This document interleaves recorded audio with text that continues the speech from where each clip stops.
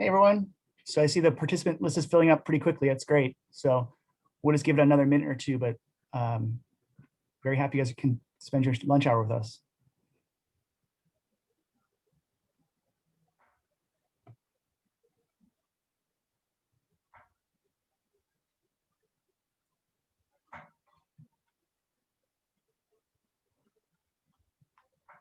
Okay. Well, thank you so much for joining us for Humane Lobby Day this year. It's very exciting to have you. We did a virtual Humane Lobby Day last year, but it was it was before COVID, so it actually turned out to be some really good practice for us, and how much different the world is now. But really appreciate it. Very excited to present to you guys all about House Bill 1424, which is the Humane Pet Sales Bill. And I'm joined by my colleagues and friends, Ashley and Brenna, with Bailing Out Benji and Pasado Safe Haven, respectively. So we're just going to jump right into it. I know time's precious, and we really appreciate you joining us. I know. Let's see. Okay, let's get the slides moving.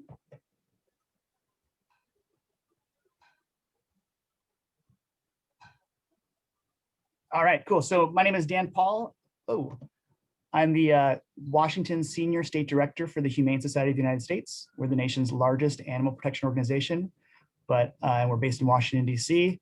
organizationally, but we also have state directors in nearly every state. And so I'm very lucky and privileged to work here in Washington State on Washington-specific issues.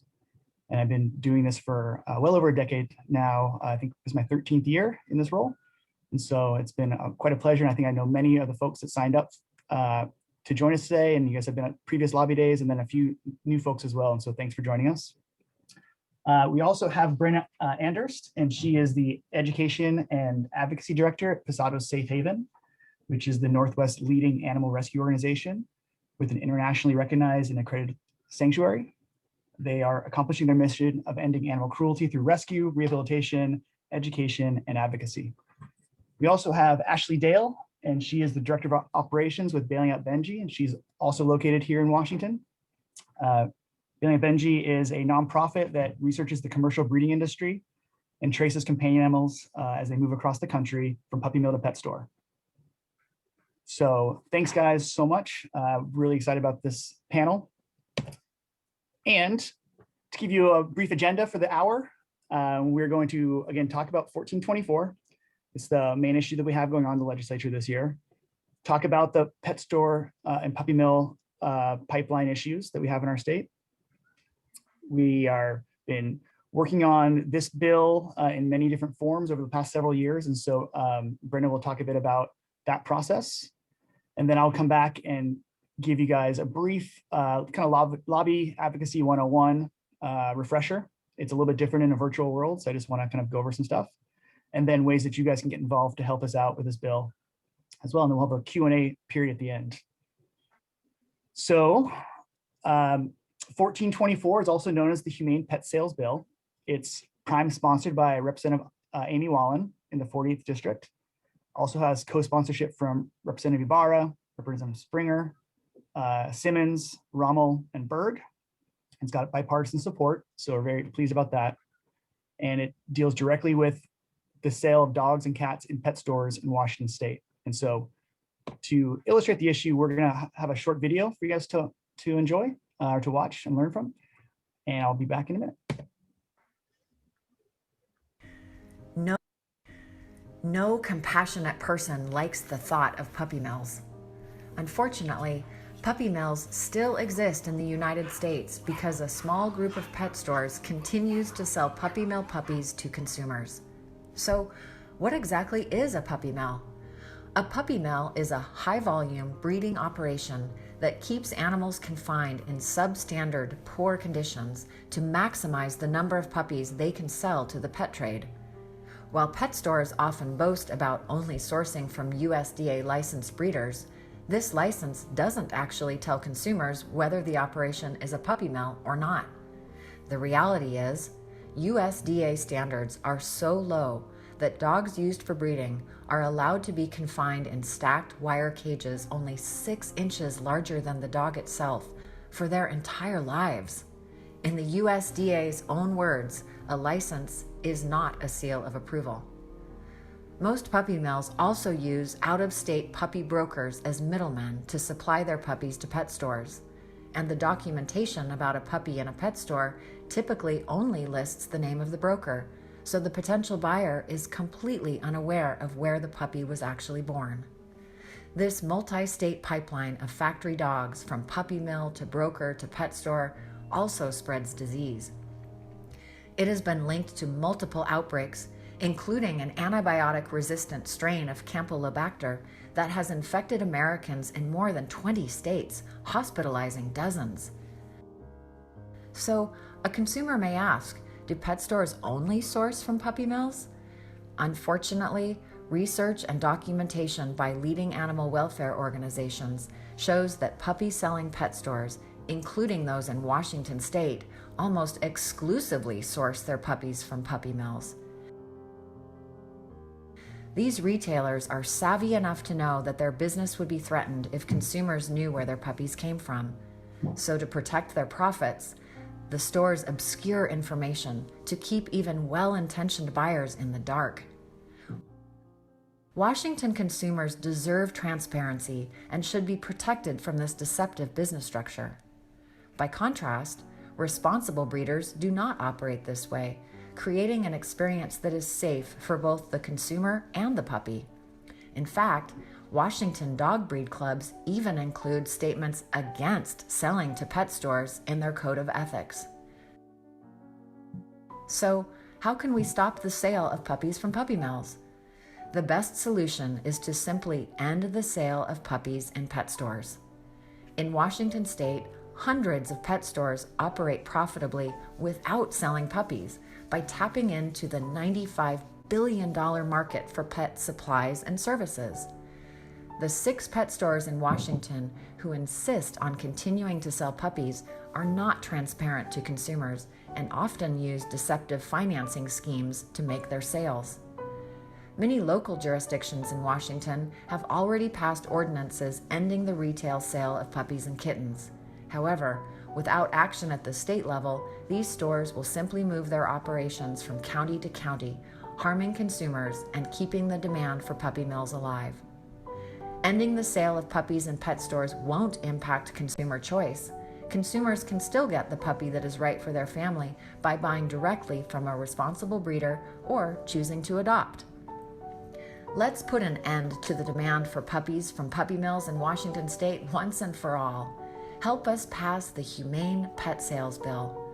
Go to pasadosafehaven.org and click on the Advocacy tab in the Get Involved section to tell your local legislator to support this bill.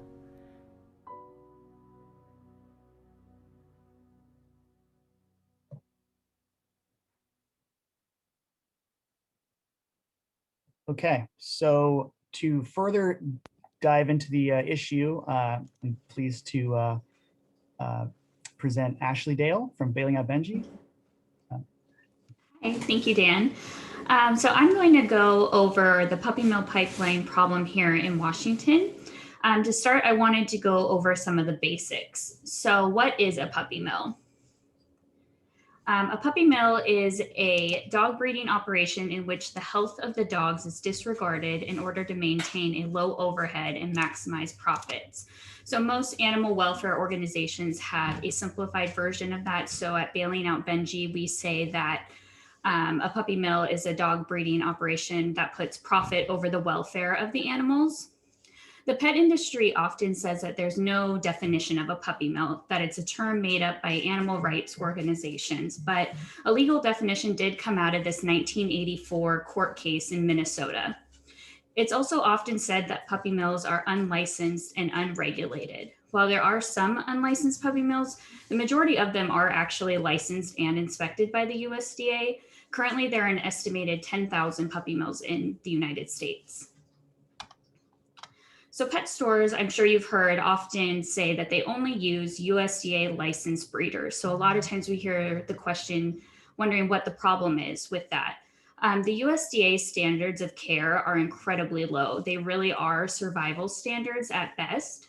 So as it was mentioned earlier, cages only have to be 6 inches larger than the dog on all sides. So they will measure the dog from the tip of their nose to the base of their tail. And as long as the cage is 6 inches larger on each side, that animal can stay in there 24/7. A visual of that would be like a lab in a bathtub. They also can be kept in wire crates and stayed in there 24/7 as well, as long as the holes within the wire crate are not big enough for that animal's paws to fall through. Along with those, enclosure standards, there also is no limit to the number of dogs a commercial breeding facility can have. Many licensed USDA breeders have thousands of dogs on site. There's no breeding limits, so dogs can be bred starting their first heat cycle, which is typically 6 months old, up until they physically cannot produce puppies anymore. All of this to say that the USDA requirements really are the bare minimum, just enough to keep the animals alive. They don't take into consideration the emotional and mental well-being of the animals, and the USDA has even said that they would never issue a citation for improper socialization. Not only are these USDA standards subpar, there's a serious lack of enforcement of these already very lax laws. So currently there's an estimated 120 USDA inspectors who are tasked with overseeing all USDA facilities, which is almost 12,000 facilities. So a USDA breeder will in one day could go inspect a zoo, an aquarium, and then go inspect dog breeders. So they're not specialized in this at all. In 2016, the USDA started issuing teachable moments, which do not appear on inspection reports. The public wasn't even able to view teachable moments until 2020. The USDA also allows breeders to self-report. So if this breeder approaches the inspector and says, oh, I have this problem, the USDA just trusts that they will fix that and they don't issue a violation. The USDA views and treats their licensees as customers, even though they're supposed to be enforcing these laws. The USDA has specifically said that they want to be the most effective and consumer-focused department in the federal government. So the USDA is very, very cozy with these commercial dog breeders and is not doing a very good job at inspecting or enforcing these laws. So while those inspections significantly decreased from 2016 to 2018, in 2020, the USDA sent out an email to their stakeholders stating that they would no longer be doing their normal inspections due to COVID. So the only way they would inspect a facility is if there was a serious animal welfare concern. Some of our volunteers with Bailing Out Benji emailed the USDA to see if they would also be stopping the cross-country transport of companion animals for the same concerns of COVID. And we never received a response. There was actually a huge uptick in puppy imports and sales in 2020. So the USDA really is not a safety blanket or a sign that these animals are coming from humane facilities. There are two main licenses when it comes to the commercial dog breeding industry. The first one is a Class A license, which applies to dog breeders, and a Class B license, which applies to dog brokers. So the commercial breeders who hold an A license will sell to the dog brokers, or also known as dealers, who then resell those puppies to the pet stores and to the public. The problem with USDA brokers is transparency. When we do our CVI record polls, it doesn't list the breeders that are supplying that broker. It will only list the broker name. So the public doesn't have an opportunity to research their breeder prior to purchase when a pet store uses a broker. And unfortunately, the majority of pet stores are using USDA brokers and not sourcing directly from breeders. So what is a CVI? A CVI is a certificate of veterinary inspection. So this is issued anytime an animal crosses state lines, a CVI is required. These CVIs simply mean that the animal is healthy enough to travel and does not have any contagious diseases. You'll often hear pet stores quote that, their puppies are vet checked prior to being transported, as if that means that they're healthy. That's not necessarily the case. The veterinarians that are signing off on these CBIs are very close with the commercial breeding facilities. And typically these CBIs have 20 to 30 puppies listed on them. So these puppies aren't getting hands-on care. They're getting, a look over, and then they're signed off, ready for travel. So now we will get into Washington's puppy mill pipeline problem. We have 3 main pet stores that are selling puppies from puppy mills. The first one is Alley Cat. They are located in the Vancouver Mall. And since they source from local Washington breeders, so there are no CBIs showing us where they get their puppies from. So again, a huge transparency issue. Consumers can't do their research prior to purchase because the store is not required to submit anything to the state or the county or make that information available to the public. Next one is Fairwood Pet Center in Renton. Fairwood sources from a very large puppy mill right here in Washington, as well as 3 out-of-state breeders.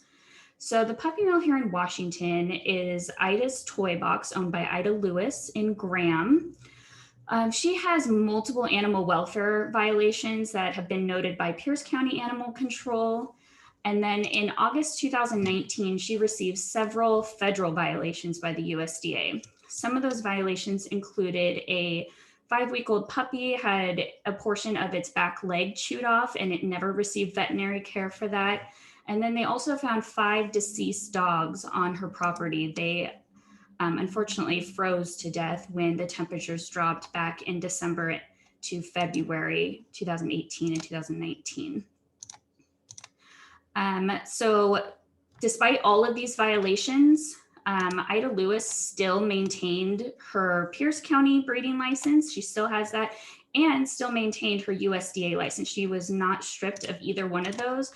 She ended up canceling her own USDA license in April of 2020. At her last USDA inspection, she had 118 adult breeding dogs. So now without that USDA license, she has no federal oversight, and she has not been inspected by Pierce County Animal Control since 2017. And she also is still selling puppies to Fairwood as recently as December 2020. So they also source from 3 out-of-state breeders.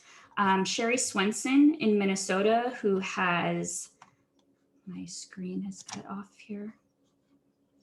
As you can see, she has quite a few puppies on site. And then we also have Karen Highland in Missouri with 81 adult breeding dogs, and Scott Wheatcraft in Missouri, who has 125 adult breeding dogs. So then our final pet store that we have here is Puppyland. Puppyland in Puyallup has been open since October 2018, and recently they opened up in Renton. Puppyland is sourcing all of their puppies from a very large USDA broker called Jack's Puppies Inc. in Iowa. At their last inspection, there was 254 puppies on site. Jack's was also involved in a national puppy laundering scheme and was fined for charity fraud. This large USDA broker also admittedly sources from over 600 breeders. Dan, do you want to go to the next slide? Thank you. So what's happening here is this is a picture of Jack's facility in Iowa. So these commercial breeders are selling their puppies to Jack's when the puppies are typically 6 to 7 weeks old. Then they're placed in this very large warehouse. As you can see, there's no windows, there's no outdoor enclosures. So hundreds of puppies are put into this warehouse up until it's time for them to be transported across the country to various pet stores. So this broker supplies Puppyland as well as pet stores in 20 different states. Because Puppyland sources from a broker, breeder names are not disclosed. So consumers, again, there's no transparency and they're not able to do their research prior to purchase. Bailing Out Benji has received multiple consumer inquiries wondering where their puppy truly came from, and they need assistance filing complaints. So that has allowed us to see some paperwork and connect Puppyland and Jax to the following breeders. Gary Simmons in Missouri has 54 adult breeding dogs. Francis Wegler in Indiana has 36 adult breeding dogs. Ruben Schrock in Wisconsin has 48 adult breeding dogs. Mike Decker in Iowa has 105 adult breeding dogs. Lester Troyer in Missouri with 76 adult breeding dogs. Then they also have sourced from Angie McDuffie, who does business as AJ's Angels in Minnesota. She has 758 adult breeding dogs. So that goes back to the USDA has no cap on the number of dogs that they can have. They also have sourced from John Lambright in Wisconsin, who has 33 adult breeding dogs. Calvin Kroger in South Dakota with 51 adult breeding dogs. And then Crane Canines in Iowa, who has 45 adult breeding dogs. Consumer paperwork has also shown that Puppyland has received puppies from Lucas and Rhoda Miller in Indiana, and they are not USDA licensed. So in 2019, there was over 1,300 puppies imported into Washington. In 2020, there was over 2,000 puppies imported into Washington. So a total of 7,247 puppies have been sourced from puppy mills, that's both in Washington and from out-of-state puppy mills, and then sold to Washington residents over the last 2 years. House Bill 1424 is incredibly important right now because we need to get ahead of this problem and make sure that no additional stores can open up. If we don't get ahead of it now, we very easily could become like New York, who has over 100 puppy selling stores, or Florida with over 80 puppy selling stores. So this is just a look into our puppy mill problem here in Washington. And now I will hand it over to Brenna, who's going to talk a little bit more about House Bill 1424. Okay, hello everyone. So when talking about these big complicated issues that Ashley has brought up, outlining just how loose a lot of the regulations are around our breeding operations in this country and how that filters into the hands of consumers in our state, we have been working really hard on figuring out what the right solution should be to this problem. So I'll let it go to the next page. So when working on a solution, one of the things that we came into an issue with is basically that we cannot regulate what goes on in these breeding operations out of state. So the real solution to this problem is to cut off the pipeline that brings these puppy mill puppies into the hands of consumers here in Washington. And of course, by cutting off this puppy mill to pet store pipeline, we are also driving the market towards more humane sources like rescue organizations and responsible breeders, and in turn addressing this issue of puppy mills. Because of course, if we cut off the demand for these puppy mill puppies and that profit that is coming from these puppy mill puppies, we will essentially start to diminish the demand for that industry, whether it's in our state or outside of our state. One of the main reasons why this solution is so important right now is because several states and over 370 localities across the nation, and these localities come from 26 states throughout the country. These are all places that have already enacted humane pet sales laws. And if we don't here in Washington start to take this issue seriously and take action at the state level, these stores from these other localities, other cities, other states are going to be looking for a place that they can go to and set up shop and continue selling to consumers. Fortunately, this is an industry that is under attack right now, and that industry is looking for markets where they can feel safe and protected. So we want to make sure that Washington isn't seen as one of those places. So when working on this solution, we really need to take a collaborative approach. And Pasado Safe Haven, the Humane Society of the United States, and Bailing Out Benji has really been driving this effort here in Washington. So we have our three organizations, but we've also brought in and gotten input from a number of other local and national animal welfare organizations.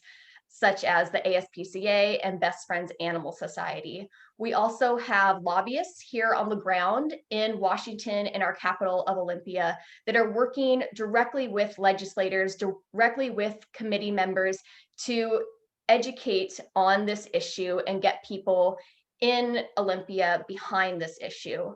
We also have engaged with youth advocates that are really passionate about the retail sale of dogs and cats and have seen how that impacts their local shelters. We've been working with local governments. Actually, here in Washington, just as recently as last month, we had 2 cities in Washington pass local ordinances that ban the retail sale of dogs and cats in their local area. And then also working with veterinarians who have seen puppies or dogs from these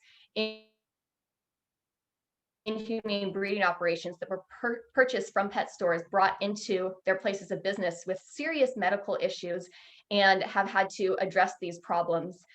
Also, we have had a lot of support from advocates just like all of you. So thank you so much for being here today and for joining us on this.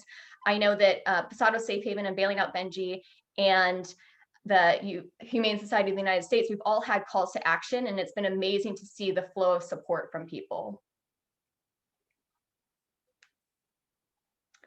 So when talking about the solution to this issue, of course, what I said at the beginning was we need to cut off the demand for these puppy mill puppies. So of course, that would be to prohibit the retail sale of puppies and kittens in Washington. So originally, when we began to tackle this issue, we brought forward a bill in both 2019 and 2020.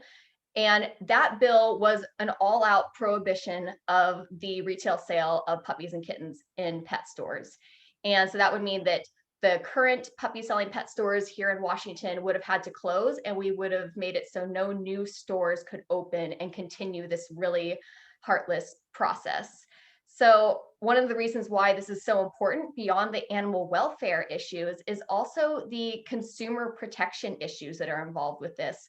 Many people don't realize that these pet stores often prey on unsuspecting consumers and offer really targeted marketing practices. They also offer very high-priced dogs, and a lot of times they offer additional financing plans on top of that. And these financing plans have very, very high interest rates that really trap people into this non-protected process of purchasing a puppy that can be really, really heartfelt and really victimizing for a consumer who really cares about their new puppy that they've purchased. Another thing that we're trying to tackle with this is this bill, this issue connects to public health. So as you might have heard in the video, there was actually a huge outbreak of Campylobacter from puppies from puppy mills. And of course, in this age now where we're dealing with this massive pandemic, there's a whole nother layer that becomes involved when you're dealing with puppies that are going from puppy mills that are very crowded, to brokers, to across state lines, to pet stores, into the hands of consumers. There's a really long, multiple-handed process that is involved with this. So this last year, after a number of years coming forward to the legislature, talking about this issue, it was made very clear to us as advocates that the legislature was not ready to do an all-out ban on the retail sale of puppies and kittens in pet stores. You know, they were listening to us, understanding that there was an issue at hand, but they just weren't ready to commit to an all-out ban. So we were advised, if we wanted to get something through, that we needed to come forward with a compromise. So during the interim, our coalition of animal welfare organizations, along with inputs from others like veterinarians and local communities, we came up with a compromise bill, and that's what we presented this year for the legislative session. So this compromise bill basically set in place that no new pet stores that sold puppies and kittens could open in Washington. And the ones that did would be required to adhere to a certain set of standards. So you heard Ashley talking about how the USDA license system is really, really lacking and has very little oversight. There's no cap on the number of dogs. And what this bill did was, we were asking that the pet stores here in Washington only source from breeders that met Washington state's breeder standards, and that is already set in Washington state law here. So these breeder standards have a cap of 50 breeding dogs at the facility. They also have more specification around exercise requirements and socialization requirements for dogs. And they also have much better requirements in terms of the housing of these animals. As you heard Ashley mention, that the USDA only requires a cage to be 6 inches larger than the size of a dog, and Washington state standards are much more broad than that, and basically allow a dog to have a much better quality of life. Another thing that we were requiring in this bill was transparency requirements. So asking that pet stores, if they are going to sell a puppy or kitten, that they had to put on their cage or somewhere in the store where that animal was sourced from. So the consumer would have the ability to see that and know where they were purchasing an animal from and know what they were supporting. So basically putting the power into the hands of consumers in order to protect them and allow them to make informed choices. So that was the bill that we introduced this legislative session. And now that we are a ways through, this bill has passed out of the Consumer Protection and Business Committee. But when it did, it received an amendment from the committee chair. And this amendment basically stripped away the requirements that we had in our original compromise bill. So instead of allowing current puppy selling pet stores to continue operating with a set of standards, it removed those standards such as the sourcing requirements and the transparency requirements. So right now, the current bill with the amendment just states that no new pet stores that sell puppies and kittens can open in Washington state. Now, this bill, since it passed out of the Consumer Protection and Business Committee, is now sitting in the Rules Committee, and it's waiting to be pulled from the Rules Committee onto the House floor. And that is the current status of the bill.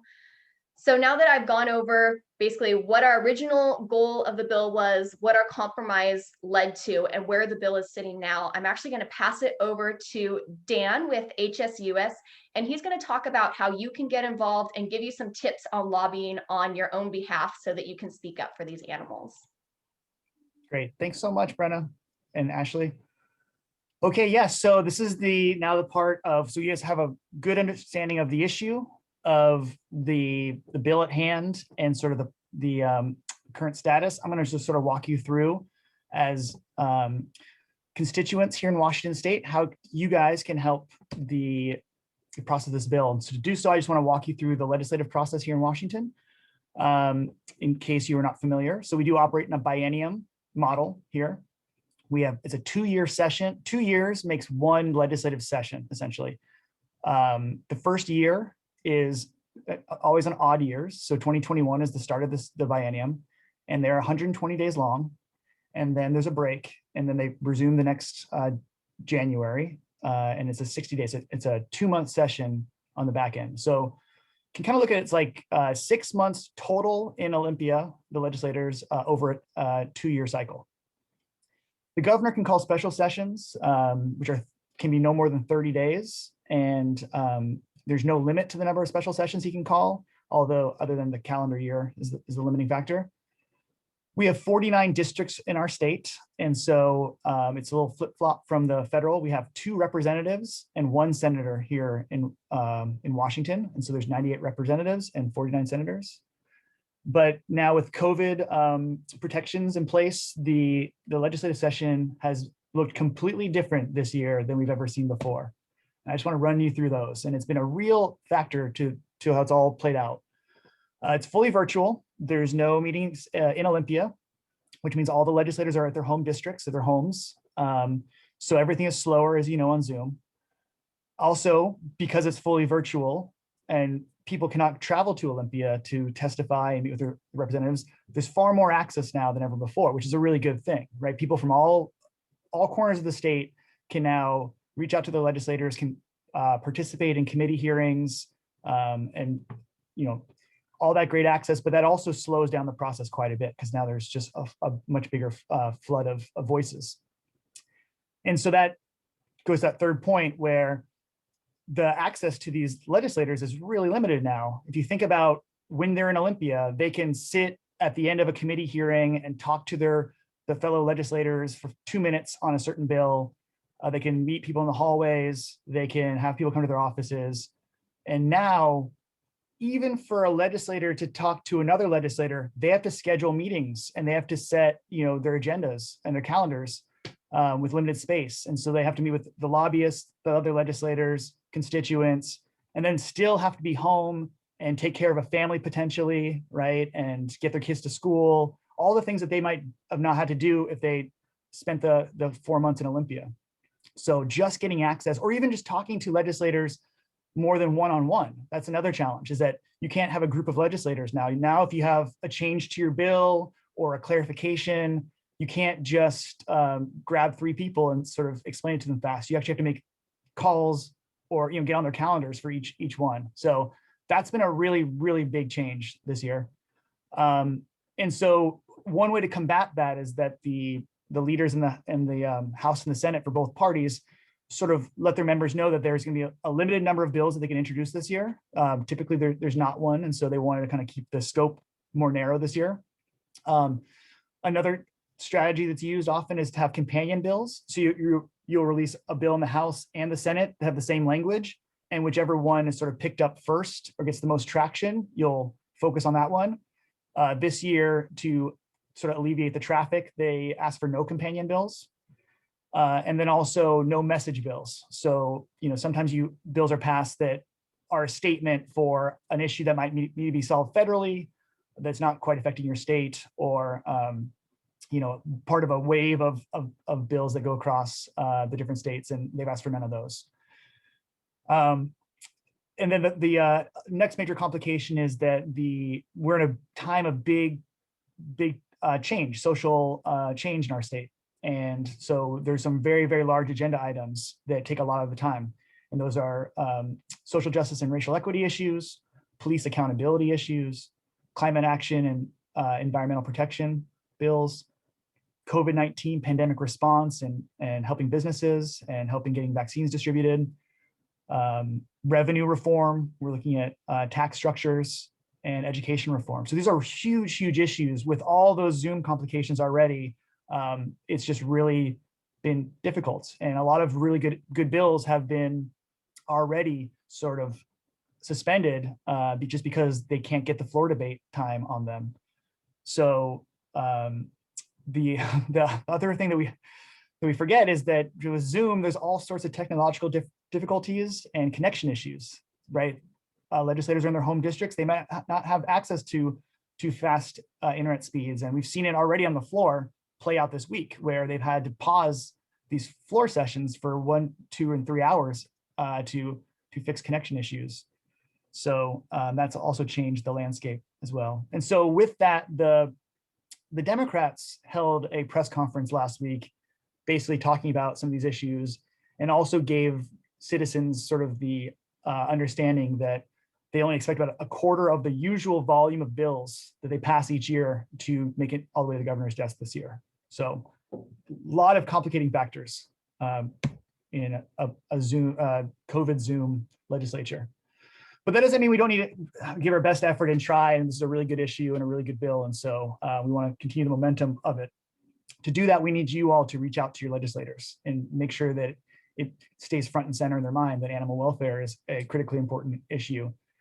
So to do that, I just want to walk you through how to find your elected officials. And it's much easier now than it was ever before.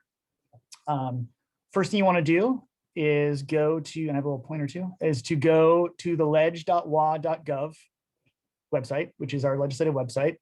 It's a very, very good website that has tons of, it's the official website. It's got all sorts of great access and information on it. And to do that, you'd click on the right-hand side under Find, and you go to your district and legislators.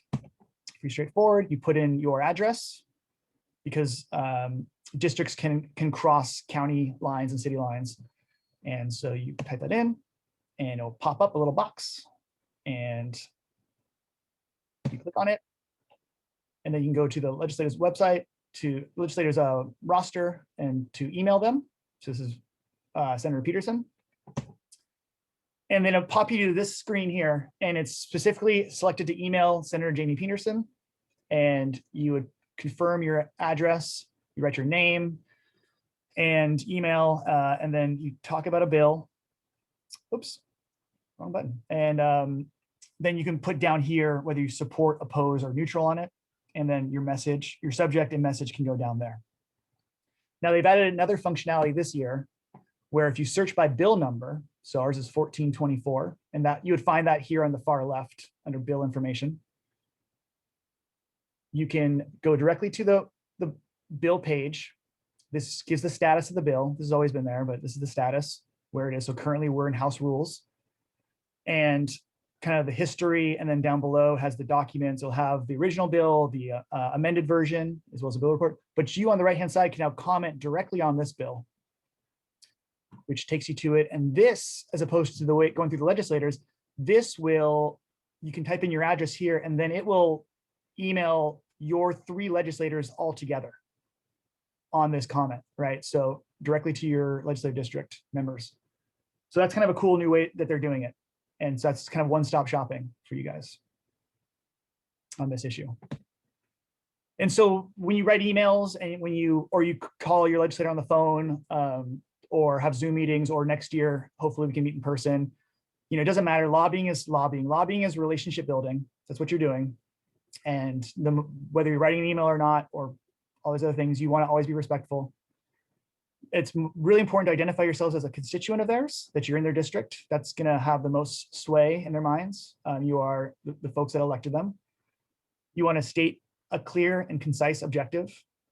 Again, with the Zoom difficulties, or just their schedules in general, they don't have a lot of time. And so it's just good to be clear up front. You want to refer to the bills by their name and number. Mostly their number is the most important thing to do. Not everyone knows, like, the Humane Pet Sales Bill, but it helps. Explain, and then just then as a constituent, explain to it why the issue is important to you. And you know, feel free to share a story, or to you know, explain your ethics, and but kind of connect it to why it's important. And always be honest, never fabricate, never embellish, just be honest. And if you don't know the answer, that's fine. That's what Ashley, Brenna, myself are here for. So you can always reach out and contact us. And then it's a relationship building. So just keep them active. And, you know, you can send them an email. If they vote for the issue the way you want it, then you can thank them, or you can, you know, express your disappointment if they don't. But just kind of make sure that you stay relevant to them by just being in contact with them. And so if you're going to do, here's an example letter. Can be as simple as, you know, my name is Dan Paul, and I'm a constituent in the 48th district. As an animal lover and Washington consumer, House Bill 1424 is very important to me, and I urge you to support the underlying bill without the committee amendment. I've attached a fact sheet which goes into more detail about the need for this important legislation to stop puppy mill abuse in Washington. Thank you for your time. And I reference a fact sheet on the chat. Ashley, is it up? Yep. At the very beginning of the chat, there is a link. Fantastic. So yeah, there's a Dropbox link that Ashley put up on the chat with our fact sheet on there. Please feel free to download them. There's 2 of them, I believe. And you can use that to craft your email to your legislators. You can also take a screenshot of this if you want to, but it's also great to write your own letter. And there's, you know, form letters can work because it shows sort of a volume of opinion, but also personal emails are really powerful too. And they usually stick with the legislator. So I'll leave this on for another second. And then now we'll just go over a quick 101. Oh, and actually, let me go back real fast. You know, Brandon clarified it, and I just want to reiterate it, that House Bill 1424, it did take a really bad ding from the amendment that was offered by the committee chair. And that was, it's hard. It took away most of the bill. It's only, I think, 2 or 3 lines now. So, you know, it still does something, which is good, and it still is part of the forward progress. The underlying bill really was a compromise bill, and has consumer protection and transparency issues and enforcement issues that are really critical to make a good law. So when you're reaching out to your legislators, I think it's really important to clarify that you support the underlying bill, which means 1424, and not the committee amendments. So the process, you draft the bill. The bill's drafted by legislators, and they find co-sponsors, and then they drop the bill. And once it's dropped, it can be assigned to the relevant committee. So this one is consumer protection and business, but it can go, there's all sorts of committees on all sorts of issues. And then it goes to the committee, and it's scheduled by the chair, along with all the other bills that they're considering, and for public or for a public hearing. And that's really where the public has an opportunity to debate the merits of the issue. So some will be for, some will be against, and it's a chance for the legislators to hear from the public. And after that, a couple of days later, they don't vote the day of the committee hearing. But a couple of days later, they'll schedule the executive session, and for a sort of a package of bills heard a few days before, and they'll vote their positions. And if it gets enough votes, then it will move to the rules committee, and that's it's a committee, but it's really not. It's a collection of legislators, like maybe 20 or 25, and they take turns pulling different bills from a big pile of all the bills passed from all the different committees. And if your bill is pulled, then it goes to the floor calendar, which is the floor is the body of all the reps or the senators. And that's when the floor leader will choose from those sort of curated bills, and he'll pull out the bills to be heard on the floor. And if you can get this far, then the legislators will then discuss the merits of the bill on the floor amongst each other, amongst themselves, and then they will have a vote. And if it passes through that, then you go right back to the other chamber. So ours would go from the House to the Senate, and it would have to get assigned to a committee, and then there'd be a schedule for a public hearing and executive session and rules and floor, all before it goes to the governor. So we are right here on the first half. So we've made it through there to the committee vote. It was a 4-3 vote in favor of the bill with the amendment. Now it's in rules.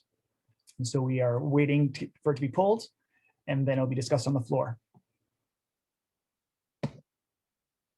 So I think with this bill, it's important to really, this bill, but really COVID, I guess, and the virtual session. Carryover is a very important kind of part of a biennium, that it really is a 2-year cycle. And at the end of the first session, if the bill doesn't pass, it's not dead. It will just stay in its sort of, it will be retained in the present position, but back at the original House. So let's say, with these huge issues that the legislature is grappling with, they're not able to get to our bill. But let's say it gets all the way through the House and it's sort of in the Senate, but they just can't get Senate hearings in time. Then at the end of the year, next year, it will start basically in the Rules Committee for the House. It'll be past the committee. It'll be ready to be selected and if the House has already voted on it once the year prior, then it's really just a procedural thing. They could just send it right through the next year, and it would start the process there. Now they could determine it needs more work in the interim, and they could determine it needs more work, and so then they would maybe send it back to committee if they wanted to. But you have 2 years to sort of push it as far as possible. And so with COVID and this session, I think a lot more bills will sort of be subject to carryover, and hopefully we're not one of them. But yeah, we'll continue to press this issue and work our hardest to get it passed this year, but also recognize that we have a mission, and it's getting across the finish line however and whenever we can. So so to do that, though, we need, again, you guys to contact your legislators. That's our big ask for today, is immediately after this, we're asking that you go to the Ledge website and reach out to your legislators, ask them to support 1424 without the committee amendment. And then you can also join us on social media at the HSUS Washington page, Pasado Safe Havens page, and Bailing at Benji's Facebook page, and we'll give you updates as the process continues. And then we will periodically send out action alerts, especially as it gets to the floor. Those are really important times to kind of show a global response, a statewide response to the legislators. And so we'll need you to do an action alert to them. And then, you can visit our websites as well, humanesociety.org, pasadosavehaven.org, and bailingatbenji.com, just for general information on updates on our work. Also, the job isn't only done at the state level, right? We know we need to, even with the 1424 underlying bill and the compromise, we're still going to have these pet stores funneling, dogs in from out of state potentially, and it's going to continue to be an issue.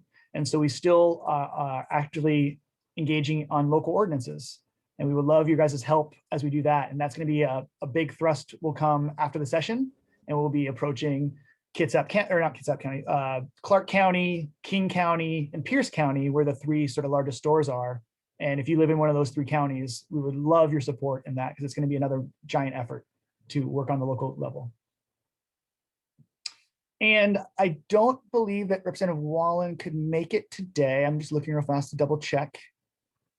Maybe she could, maybe we can promote her. I don't think so. So she was going to come speak, and I know she's really busy. They're on the floor right now. Oops. Sorry, I might mess up. They're on the floor right now, and she was going to try to pop in, but she can't. So, but we do want to thank her so much. Representative Wallen came into the legislature. I can't go back. That's too bad. Let me see.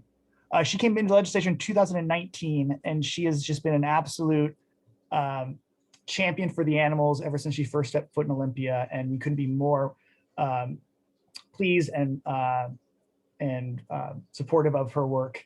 And so she also sponsored a really important bill this year that would have addressed fur farming, mink farming specifically, but all fur farming in Washington State, and dealing with the COVID crisis. And that bill was not scheduled for a hearing in committee, so it will have to come back next year. But she has just been a great champion, and so yeah, we want to thank her very much. She's in the 48th, which is kind of the Kirkland area, north of Bellevue, on the east side of King County. And I think that's it for me. So I'm going to see if Ashley or Brenna can take us over on the Q&A part, but thank you guys so much. It's really, yeah, I guess we have 5 minutes, so I'll shut up. I'll be quiet, sorry. Well, thank you, Dan. That was great. And we do have a few questions that have been coming through in the Q&A box. One of them is, Ashley, you could resend that Dropbox link, because I think a few people missed it at the very beginning. Okay. So yeah. A few people wanted that. And let's see, what else do we have on here? So one person was wanting to clarify which municipalities here in Washington have already passed ordinances. At the county level, we know that Kitsap County has passed an ordinance, and that's the only full county-wide ordinance that we have here in Washington. But as far as cities, we have most recently Tumwater and Lacey. We have the city of Olympia. We have Bremerton, Gig Harbor. Help me out here, Ashley. Bainbridge Island and Paulsbo, and technically Port Orchard, but it's not recognized across the board, just because they do allow hobby breeders to still sell to their pet stores. So ideally, these humane ordinances do best when it's an all-out prohibition of sales and only allows them to partner and showcase adoptable animals. It closes any loopholes for, unscrupulous breeders to still sell their puppies. So yeah. And another question that came up on here, which I know this is something that Bailing Out Benji deals directly with. Some person mentioned picketing at some of these pet stores here in Washington. And Ashley, I'll let you answer that, because I know that's something that you do. Yeah, we peacefully protest Puppyland every weekend. With COVID, we have stopped, just safety concerns and trying to take this pandemic seriously. As we're getting back to normal, we will start those up again. We do that every Saturday, and we have since they open. And then we would love to do that at the other stores as well. It is an effective way to educate the public, because if they see you standing out there, it sparks their interest, and they start to wonder, why are these people out here? And we've had people come up and talk to us. We always have handouts available so they can take home some more information and do their research before going in the store. So if we can stop them before they get in the store and see that cute puppy and fall in love, that is an ideal situation. So definitely reach out to us. You can reach out to us on the Puppy Mill Free Washington page or directly to me by email if that's something you're interested in, and I can keep you in the loop of when we get those started back up. Thank you, Ashley. Okay, so one of the other questions that I'm seeing in here is, and Ashley also typed out an answer to this, but one of the people mentioned that Ida Lewis, who has a puppy mill here in Washington and is generally known as the largest puppy mill here in Washington, has over 50 breeding dogs. However, Washington state law states that we are only able to have a cap of 50 breeding dogs. So this is where some of the laws get a little complicated, but Ida Lewis basically had a puppy mill here in Washington. And at the last minute, when this law passed in 2009, there was a clause that was put in there that basically said that any current mills or breeding operations that had over 50 dogs or didn't meet the Washington state requirements would be allowed to continue operating, but any new ones would have to adhere to the new law. So that's why that particular mill still exists here in Washington. The fortunate thing is that bill, when it passed in 2009, it has really helped to drastically reduce the issue of actual puppy mills here in Washington. And we're really proud of that and the work that was done behind all of that. We just have this one problem operation still operating. And that was one of the things that our original bill was hoping to address. Part of the original bill was also to amend the 2009 law that passed to say that any of the mills or operations that were still working under that protection clause that they had, basically that they had to have kept their USDA license over that span of time. And we know that Ida Lewis has not kept her USDA license during that time. So it would have forced her to close that operation. Unfortunately, that amendment that we were trying to do with that law was removed when the new amendment was taken by the committee when it passed out of the Consumer Protection and Business Committee. I would also add to that, technically, Ida Lewis should not have over 50 adult breeding dogs now that she has canceled her USDA license. So if you're a Pierce County resident, I would encourage you to contact animal control and make them aware of this. I personally have and requested that they go out and do an inspection because she hasn't been inspected by them since 2017. Now, this is Pierce County's responsibility, and they really do need to go out and make sure that she is following Washington state law. So I would encourage people to let them know that as a constituent, you are concerned about this. I want to answer Carolyn's question real fast about Lori Jenkins, the chair of the Rules Committee. On this, we're fortunate. So Representative Wallen is on the Rules Committee, so she could pull her own bill. Other people that are co-sponsors, other legislators on the bill are also on Rules. And in Rules, the chair doesn't really influence the polling. So if you're a constituent of Representative Jenkins, then reach out to her. But as a specific ask to the chair, she would have no influence. And I think we have enough options to get a pull if it's, if it comes down to that.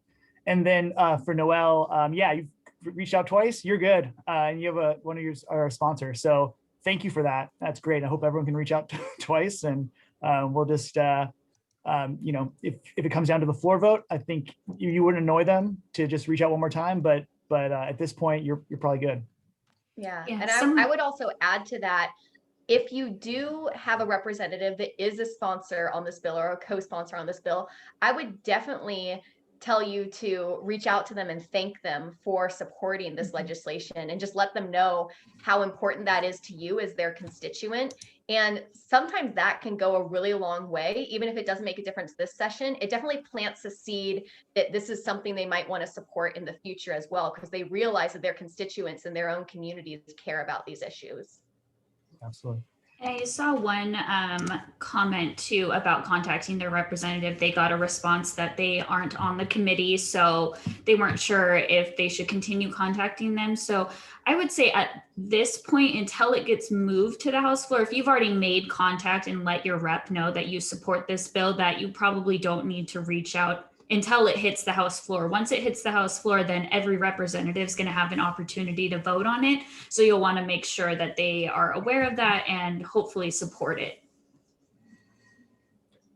Okay, it's the last question we have. It's 1:02. I think our timing is really good. So I want to thank you all for joining us and thank Ashley and Brenna so much. It was really a fun partnership and I hope we can do this again in the future. I'm sure we will. But thank you all, and please contact your legislators if appropriate. And for most of you, it should be. And yeah, just watch the bill. Go to ledge.wa.gov and track it.